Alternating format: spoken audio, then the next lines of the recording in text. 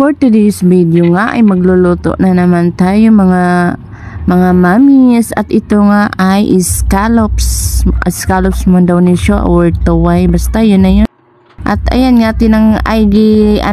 nilaga ko na yan at tinanggal ko na siya sa kanyang shells. At ayan, gigisa ko na ng bawang, sibuyas, tsaka luya. At naglagay na rin ako ng mga pampalasa, magic sarap at paminta.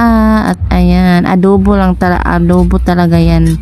Inadobo ko yung laman ng scallops kasi yun ang request ng aking partner na yan daw ang aking lulutuin. Nilagyan ko lang naman siya ng oyster, tsaka konting toyo at konting tubig para naman may sabaw-sabaw. At ayan, naglagay na nga ako ng toyo at karaw-karawin lang, halo-haluin ba. At ayan nga, fast forward tayo mga mamis, nagkilaw nga ang aking mister. Diyos ko, napakasarap talaga. Gusto ko talaga yung mga ganyang ulam. Diyos ko, mapapadami na naman ako ng kain for today nga.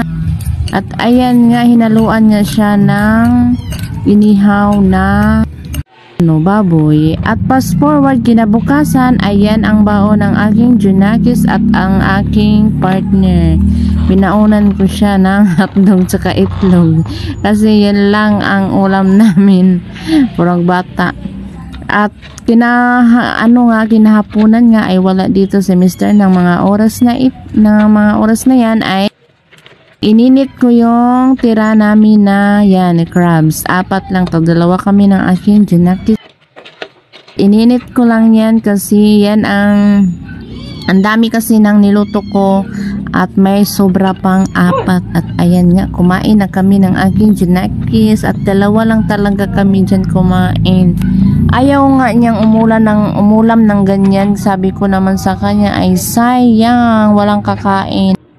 Kami lang ang kakain. Diyos ko, sayang, mahal pa naman tong crab. At ayan nga, may pinuntahan ako mga mamis at hanggang dito na lang.